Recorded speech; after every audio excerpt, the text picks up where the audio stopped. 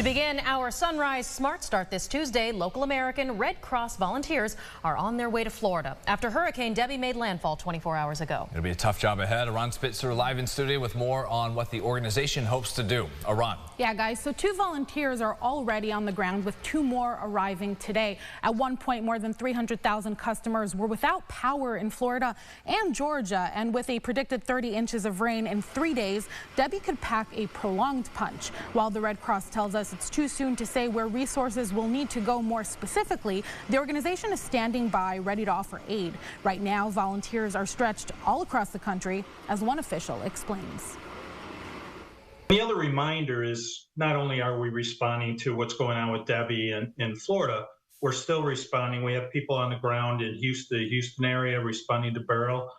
We have people in California responding to wildfires, and we even have a volunteer who's in central New York, because Rome experienced a lot of damage from a tornado that touched down there a couple of weeks ago. So we're all over the place right now.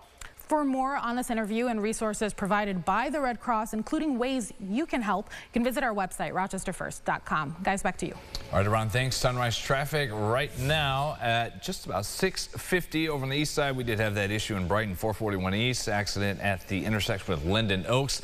West side 490, traffic volume picking up, but everything good in that speed. Nothing will slow you down there getting in and out of downtown. We'll take another check of sunrise traffic at about 7:25.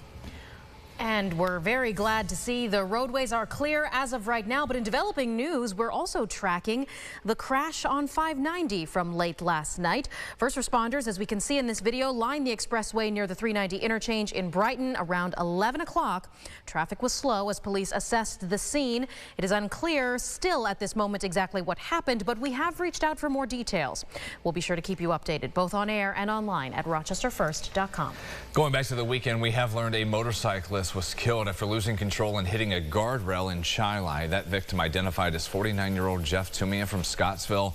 This happened on Bayon Road Saturday. Deputies say he was traveling fast, veered into the westbound lane, hit the railing, and then that threw him off the motorcycle.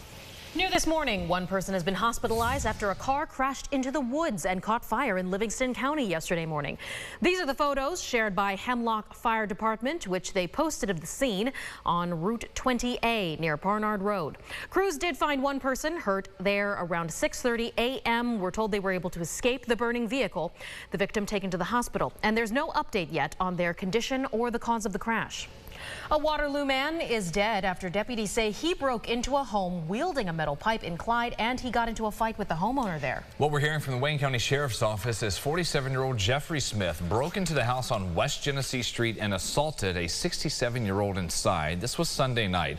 The homeowner had a head injury, went to the hospital, has been treated and released. We're told Smith, the assailant, also went to the hospital but died soon after arriving.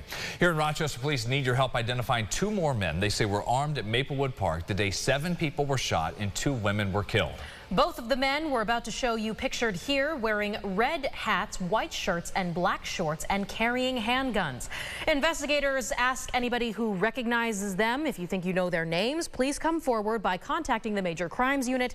We're about to put that number on your screen now, 585-428-7157. There it is there. You can also email them at majorcrimes@cityofrochester.gov. That is now 3 persons of interest they want to identify. Meantime, city leaders have announced expanded mental health resources for those reeling from what happened that awful day.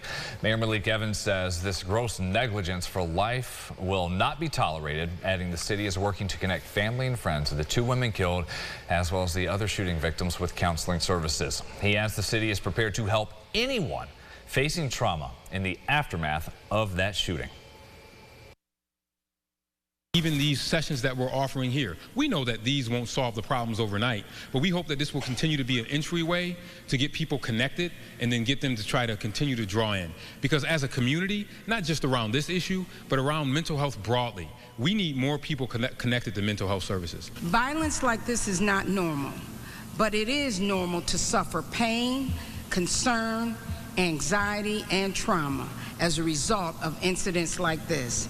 And as the mayor said, we cannot normalize the violence. That there was the commissioner for the Parks and Rec Department and Human Services. Free mental health services for anyone in need. That'll be offered today at the Edgerton Rec Center, tomorrow at the Carter R Center, and Thursday at the Thomas P. Ryan Center. All of this is in the afternoon beginning at 5, and that runs until 7.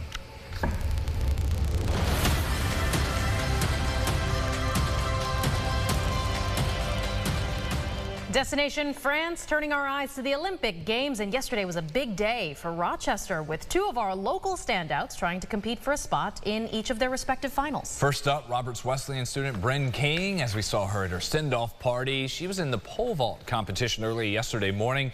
King made Team USA by clearing 4.73 meters. Her journey to the finals, though, is over. Yesterday, she did clear the bar in one run at 4.7 meters on her second try, but she failed to clear the next height. She was eliminated from the competition on tiebreakers. And then Lene Tava Thomas, a Rush Henrietta graduate competing for Jamaica. She ran the 200-meter dash semifinals in the afternoon. This was her in the qualifying round taken Sunday. But unfortunately, Thomas had her individual Olympic journey come to an end as she finished 5th in her heat, 18th overall. It's not good enough to make the finals, but Thomas still might compete later this week as part of Jamaica's relay teams. Well, orchards across upstate New York say they are starting early, harvesting apples this week. Ready for fall, so this harvesting is 3 weeks earlier than normal. We heard from the owner of a farm near Albany who says the weather and types of apples available to be planted, those are the reasons we're seeing the crops this early in the season. But he says warmer temperatures as of late, that's not the threat in his view. It'd be winter chilling hours that would give us a problem, but we generally get enough winter that our trees will still bloom the next year. So I don't think we're at any risk of losing our crops in the near future. So obviously 3 weeks earlier, that means the harvest season will be extended, giving you the opportunity to go check out the fall flavors even earlier. Thrilled. Yeah. Thrilled with this. One, that we still have apples, because, you know, all the climate scientists were saying apples will be the first thing to go when we lose the bees. But also, I just love apple picking. It's so fun. I can't wait to go. Soon enough, we'll get a taste of it the next couple of days. No 90s. How about 70s? No 90s, a little bit below average, as we've been talking a lot this summer about above average and even into the winter time. But we're going to continue to watch those scattered rain showers move into the area a little bit later. Temperatures staying relatively cool today. Looks like today will be the coolest day. We get some sunshine back for tomorrow and a little bit of Thursday. Then the remnants of Debbie could impact parts of western New York, and the moisture from that moving up the coast, we're going to continue to watch that. But then temperatures overall, I mean, we stay relatively cool. Looks like we might hit 80 a day or two within the next 8 days here. So yeah, it's not too bad. Not bad. Maybe open the windows again. Yes. Yeah, turn the AC down. Yes. Maybe even just off. I mean, I think I might turn mine off and open my windows tonight. Okay. Yeah. Okay. Smart choices. Smart choices there. I like it. All right. Thank you for watching us here at Sunrise this Tuesday. Our next update at about 7:25. And CBS Mornings is coming up next, so stay tuned and have a wonderful rest of your day.